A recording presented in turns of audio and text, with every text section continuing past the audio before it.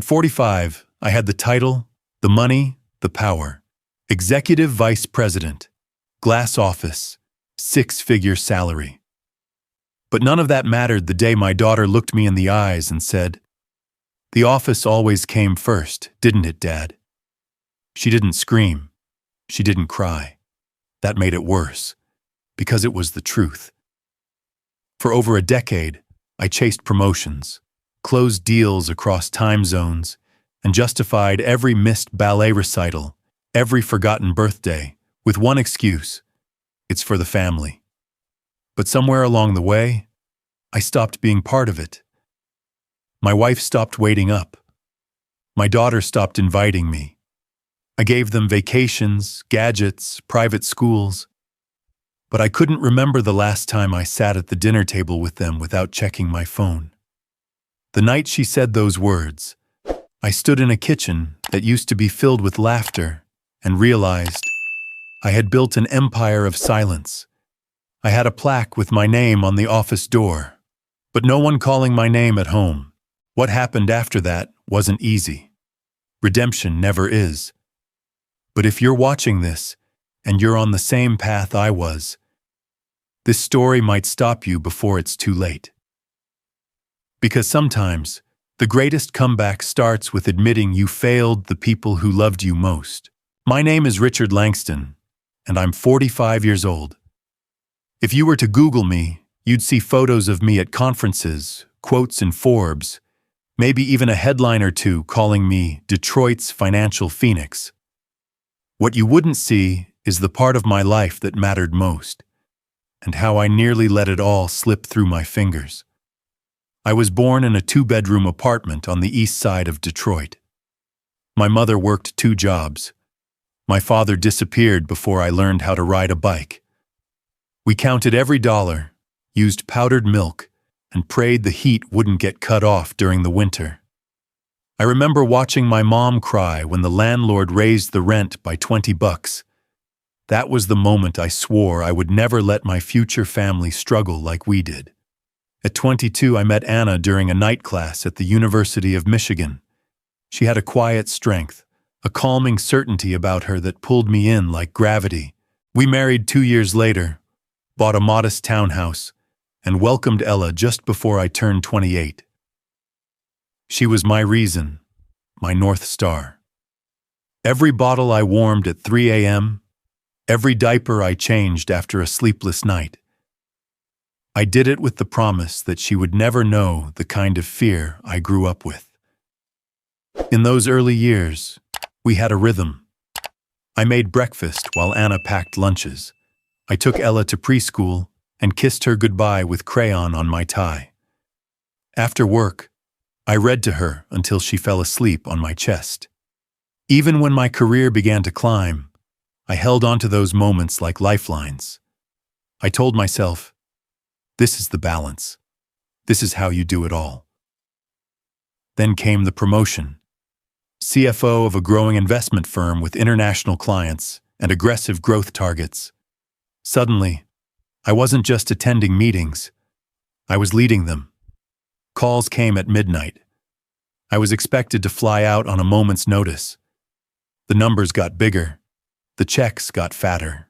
I bought a new Lexus, upgraded our home, and installed a smart fridge that talked back to us in 3 languages. I was winning. But for every rung I climbed, something at home slipped. At first, it was little things. I missed Ella's kindergarten parent-teacher night because of a flight delay. I promised to be at her class play, but got pulled into an emergency board meeting. Next time, I said. Always next time. Ella was 6 when she brought home a drawing of our family. 4 figures stood smiling under a sun with spiky yellow rays. Her, Anna, and 2 cats. I wasn't there. I laughed awkwardly, pointing at the drawing. "Where's Daddy?" she shrugged. "You're always at work, so I just drew who was home." It hit me like a punch to the gut. But instead of sitting with that pain, I told myself what all driven men tell themselves. She's just a kid. She'll understand when she's older. Anna said nothing when I showed her the drawing. She just gave me a look, quiet, tired, and turned back to folding laundry. That night, she didn't ask how my day was. There was no kiss goodnight. Instead, a yellow sticky note on the fridge. Ella's doctor appointment moved to Thursday. More notes followed. Reminders, updates, information, but no conversation. I missed the warmth of her voice and the scent of her hair on my pillow. I noticed her side of the bed grew colder, longer. We still lived together, but we no longer shared a life. I convinced myself it was a phase. Every couple goes through lulls, I reasoned. Things will calm down soon. One morning, I was rushing out the door, coffee in one hand, Bluetooth in my ear, when Ella came downstairs in her school uniform. She was 9. Her hair was in a messy ponytail, backpack half-zipped. "Morning, sweetheart," I said. "Want me to drive you today?" She looked at me for a second too long and said, "It's okay, sir. Mom's taking me." "Sir." I froze. Not Dad. Not Daddy.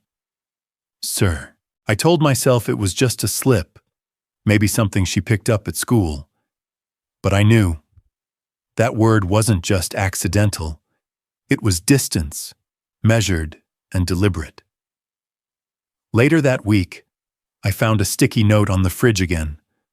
Only this time, it wasn't about appointments or groceries. It read, "We're going to need more than fridge notes soon." I stood there, toast burning in the background, holding that little square of yellow like it weighed 50 pounds. I didn't know it then, but that was the beginning of the unraveling.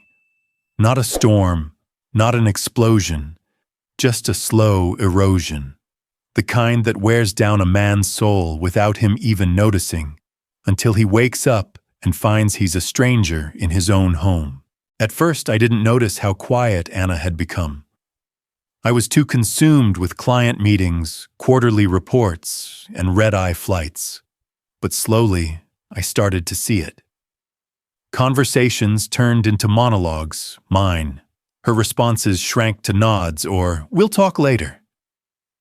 Later never came. She started going to yoga 3 times a week. That seemed innocent enough until I saw the same man's name pop up on her phone more than once. Ethan. A casual contact at first, then a photo of the two of them in a group yoga event on her Facebook, her hand on his shoulder. Nothing explicit, but just enough to plant a question in my head I was too afraid to ask. Instead of confronting her, I buried it, like I buried everything that scared me. Meanwhile, Ella had become an overachiever. Straight A's, science fairs, debate tournaments. I'd hear about them from Anna or through parent group emails.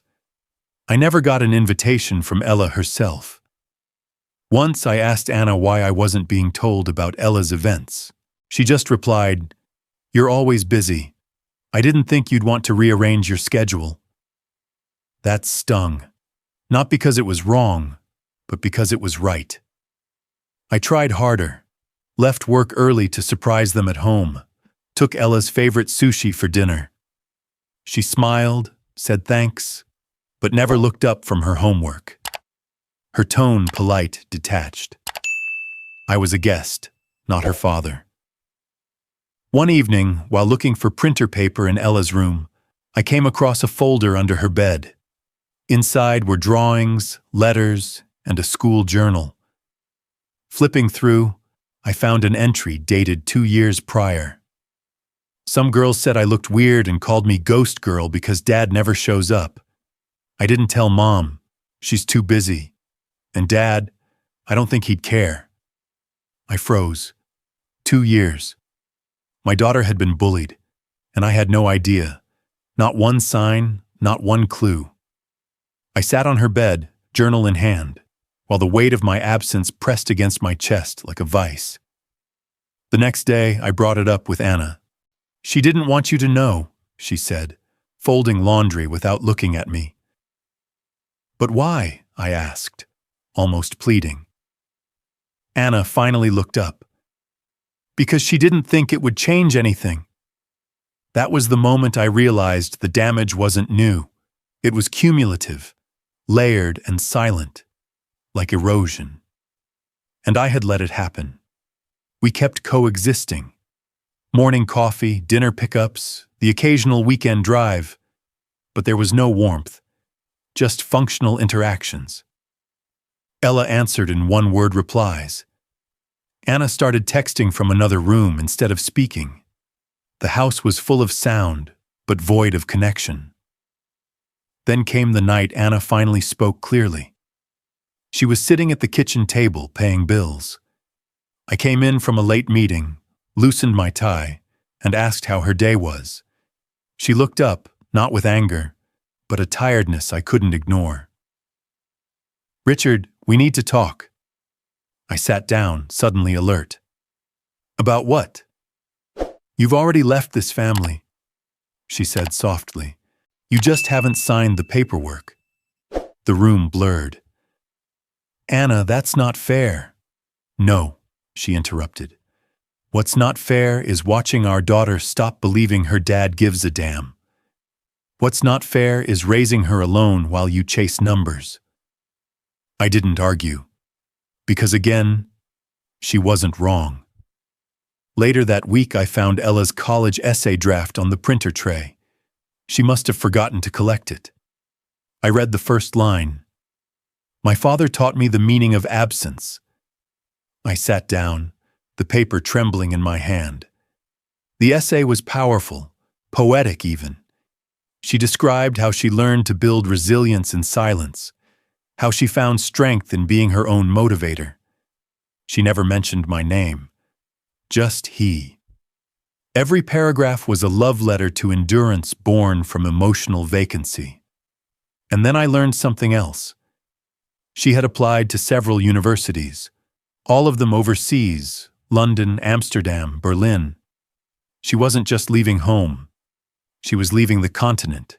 I confronted Anna, my voice barely above a whisper. "Did you know she was applying abroad?" She didn't blink. She didn't ask for help. She didn't need it. "When's the deadline?" Anna looked at me like I was a stranger. "It was last week, Richard." I stood there, silent, the sound of the fridge humming in the background. I wanted to say something. Anything. But there was nothing left to say. Ella didn't need me to review her essays, didn't need me to write a recommendation, didn't even need my signature. And that realization was the loudest silence I had ever heard. The email came on a Tuesday morning. Subject line in all caps. "Final nomination confirmed." I had been shortlisted for CEO of the firm. It was the culmination of 20 years of late nights, red-eye flights, and sacrifices. I should have felt proud. Instead, I felt numb. The annual Investment Leadership Summit was set for Friday. I was scheduled to deliver the keynote. It was a big deal, press, board members, analysts all watching. I rehearsed every word, every slide. This was it. Thursday night, I came home to an empty kitchen. Anna was upstairs. Ella's door was closed. I poured a glass of whiskey, sat on the couch, and opened my laptop. 36 slides, polished, sharp, impressive. The call came at 5:12 a.m. I ignored it. Then again at 5:14 and 5:16. By the fourth ring, I saw the caller ID, Anna. I answered, heart racing. "It's Ella," Anna said, her voice cracking. "She collapsed at school during track tryouts. They think it's exhaustion, dehydration, maybe more. I'm at the hospital." My first instinct was to grab my keys. But then I looked at the clock. My car was scheduled to pick me up in 30 minutes. The summit was 3 hours away. I hesitated. "Do you want me to come?" I asked, instantly regretting the words. There was a pause. Then Anna said something that gutted me. "Ella doesn't want you here." She said, "He'll choose the PowerPoint over the pulse. He always does. My throat tightened. That's not fair. She's not angry, Richard. She's just done. I stood in that kitchen, torn between two doors, one to the hospital, one to my career. And like the fool I was, I chose the summit. The speech went well. I said all the right things, joked, smiled, shook hands. On the outside, I looked like a man at the top of his game, but inside, I was sinking. When it was over, I got in the car and told the driver to take me straight to the hospital. I arrived at Ella's room just after noon. Anna sat reading in the corner. Ella lay on the bed, eyes open, staring at the wall. "Hi," I whispered. She didn't respond. I stepped closer. "How are you feeling?" Still nothing. Finally, without turning her head, she said, "You don't have to pretend. You made your choice." I tried to speak, but my mouth failed me. All I could do was sit beside her, in silence. The very silence I had taught her to live with. 2 days later, Anna told me there would be a family meeting that evening. She said Ella had something to say. I expected anger, maybe tears. I wasn't prepared for what actually happened. We sat in the living room, me, Anna, and Ella, like some strange tribunal. Ella began, voice calm, eyes hollow. "I used to pretend you were dead," she said. The words slammed into me. "Because that was easier than thinking you just didn't want to be here." My mouth opened, but Anna raised her hand to stop me. Ella continued. "I know you provide. I know you work hard, but when I needed you, when I was hurting, you were a ghost. I had to learn how to be my own father." Tears blurred my vision. "There were nights," she said, "when I'd lie awake and wonder if I disappeared. Would you even notice? Would you pause between emails?" Then came the twist I never saw coming. "Last year, I cut myself." My body went cold. Anna turned her face away, already crying. "I didn't want to die," Ella said. "I just needed to feel something, anything, something real. I wanted to scream, to rewind time, to do anything but sit there and drown in my own shame." "I didn't tell you," she said, "because you weren't really there. Not in the way I needed. Not in the way dads are supposed to be." Silence fell, suffocating and thick. Anna finally broke it. "You have a choice, Richard. This job, this life you've built, it's either that or us. We won't wait anymore." She didn't say it angrily. She said it with the sadness of someone who had already let go. I looked at Ella. Her eyes didn't plead. They didn't beg. They simply watched, waiting to see if this time her father would actually choose her. The morning after the intervention, I called my assistant and canceled every meeting on my calendar. I didn't go into the office. I didn't call anyone back. I sat in the driveway for hours, watching the sunlight shift across the dashboard. By noon, I walked into the boardroom with an envelope in hand. My resignation. The CEO-elect announcement was scheduled for the following Monday. I was supposed to be that announcement. But I couldn't be that man anymore, not without losing what little was left of my family. When I told the board, jaws dropped. One partner asked if I was having a breakdown. Another offered a sabbatical, but I declined. It had to be full and final. There was no part-time version of being a present father. That evening I broke the news to Anna.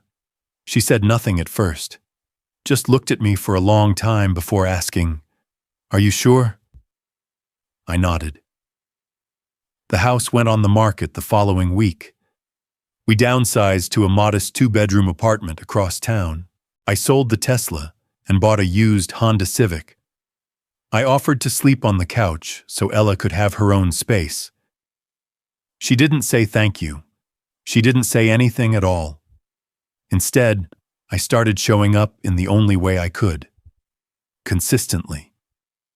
I sat in the passenger seat during school pickups because Ella didn't want me driving her. I cooked dinners with Anna, fumbling through recipes and burning the lasagna more than once. Every night, I wrote Ella an email. Some were short, just a line or two. Others were pages of thoughts, memories, apologies. She never replied, but she didn't block me either. One evening, I walked past her room and saw her phone screen light up, a message to her best friend. He's trying, not sure what to feel. I didn't say anything. I didn't want her to know I'd seen it, but it was the first flicker of something other than indifference. Weeks passed. Ella started dating a boy from her chemistry class. I only knew because I overheard Anna asking about him. His name was Caleb. He wore glasses, played the piano. When I asked Ella about him, she gave me a tight smile and said, "Don't worry about it, sir." That "sir" again. Not angry, just formal. When the school sent an invitation to Ella's award ceremony for academic excellence, I RSVP'd immediately, bought a shirt I knew she liked, practiced my smile in the mirror. The night before the event, she came into the kitchen while Anna and I were cleaning up. "Hey," she said, not looking at me. "I'd prefer to go with Mom." I swallowed hard. "Okay." "Nothing personal," she added. "Just easier." That night I sat in the dark and listened as the apartment settled into silence. Then came the night I overheard her on the phone again. I mean, he's trying now, but where was he when I needed him most? I sat outside her door, hand over my mouth, breathing through the ache. There was no defense. She was right. The following week, something shifted. Dinner was chicken curry. Her favorite. I made it from scratch, fumbling through the spice rack like an idiot. Ella walked in, paused at the table, and then sat down. Not a word, just sat. Halfway through the meal, she said, "It's weird having you here." I looked up, heart thudding. "Yeah," I said. "Weird for me, too." She didn't smile, but she didn't leave. That night, Anna cried. Not because she was sad, but because she saw the tiniest thread of hope. "Maybe this time," she whispered, her voice trembling. "You'll stay." I reached across the table and took her hand. "I'm not going anywhere." Spring arrived quietly. The apartment windows fogged less, and the air no longer carried that heavy silence I had grown used to. There was space. Not peace, not yet, but a space where peace could return. Ella had her college interviews lined up, and I wanted to do something small, something simple. So I recorded a video. It wasn't polished, no suit, no lighting, just me in our tiny kitchen, talking into my phone like I was talking to my younger self. "I'm proud of you," I said, "for showing up, for doing the work, for becoming someone even I'm still learning to deserve." I sent it to her phone without a message. The next day, Anna called me into the living room, holding up her own phone. Ella had posted the video. Caption: "Trying to remember how this felt." That line tore through me in the best way. Not forgiving, not healing, not yet, but remembering.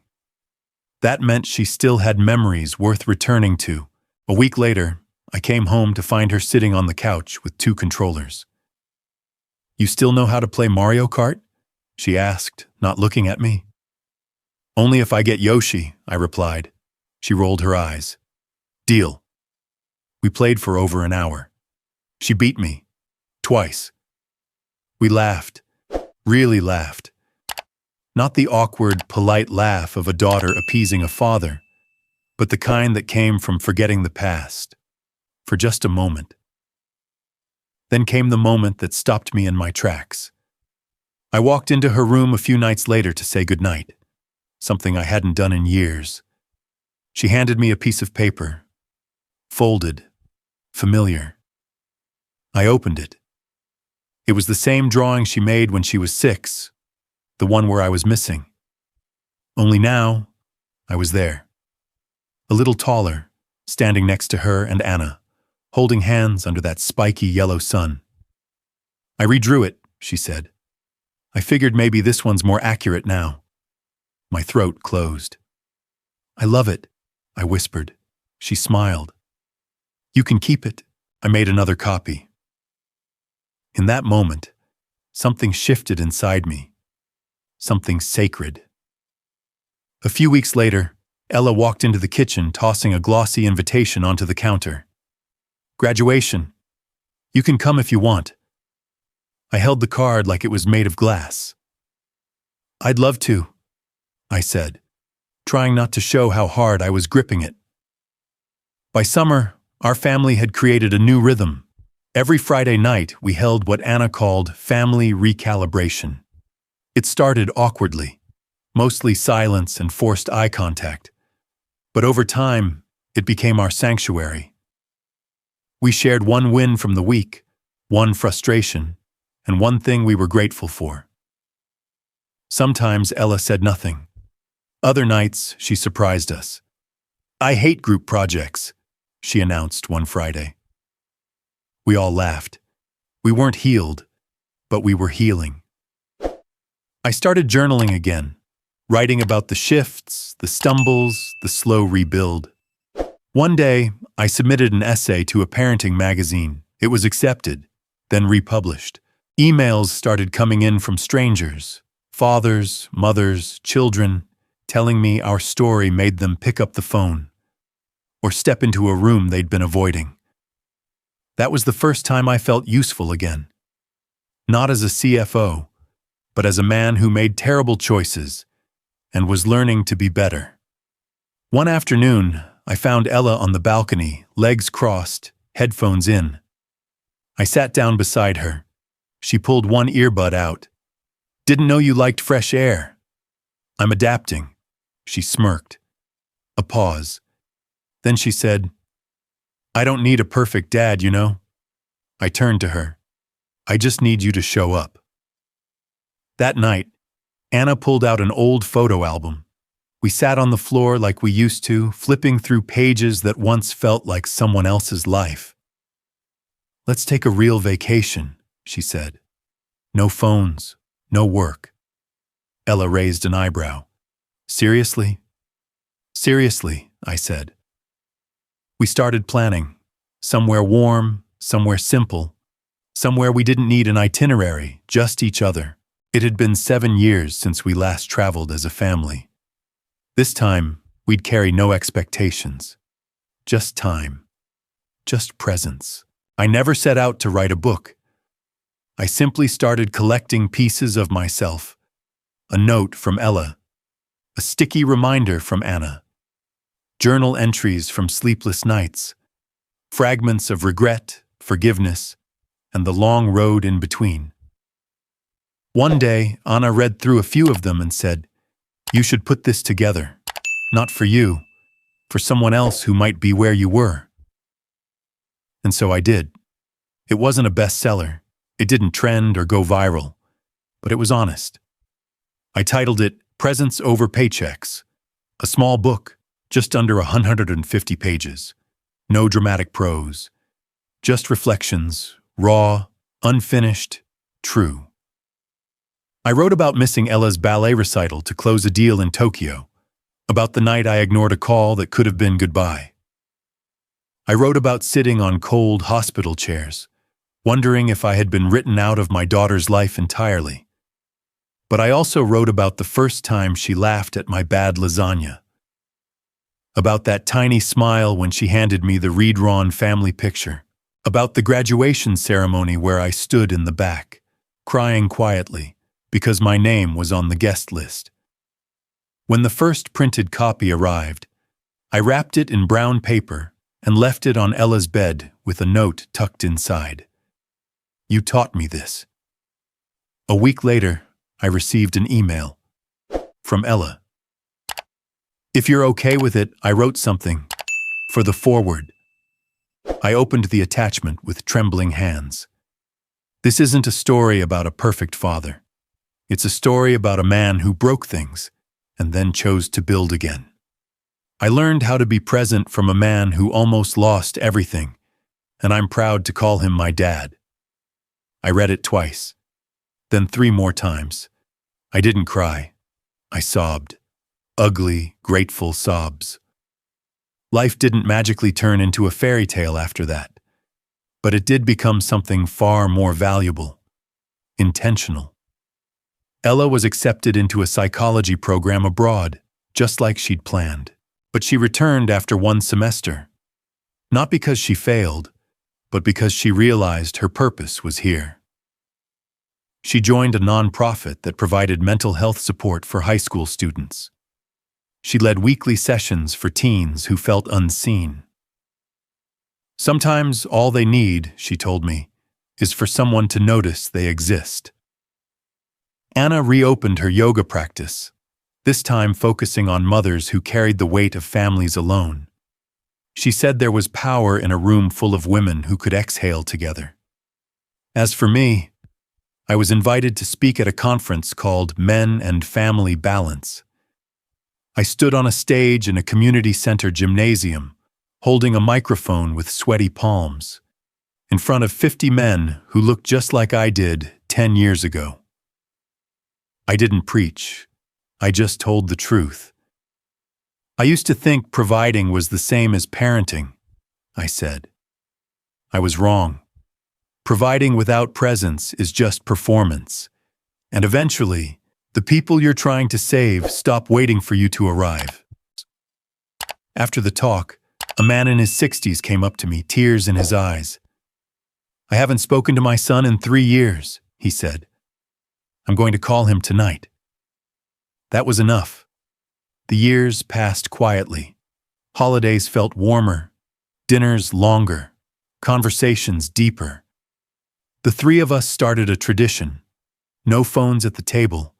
We played board games, burned pancakes, and watched old home videos where Ella still called me Daddy. Then, one day, she wasn't my little girl anymore. She was a bride. The wedding was simple, a garden ceremony in late spring. I wore a navy suit and the same tie I wore the day she was born. Just before the ceremony, she came into the room where I waited. "Hey," she said, adjusting her veil. "You look breathtaking," I said. She smiled. "You nervous?" "Terrified." She laughed. "Me too." A pause. "I'm glad you're here," she said. "Really here." My throat tightened. There's nowhere else I'd rather be. During the reception, Ella took the mic for a short speech. Guests quieted, wine glasses stilled. She looked around the crowd, then down at me. "And to the man," she said, "who missed my childhood, but showed up for my adulthood, thank you. Thank you for not giving up." The crowd clapped, but I didn't hear it. All I heard was the sound of time folding in on itself, past and present colliding in a single sentence of grace. Later that night, we danced. Just the 2 of us. No cameras, no talking, just music and presence.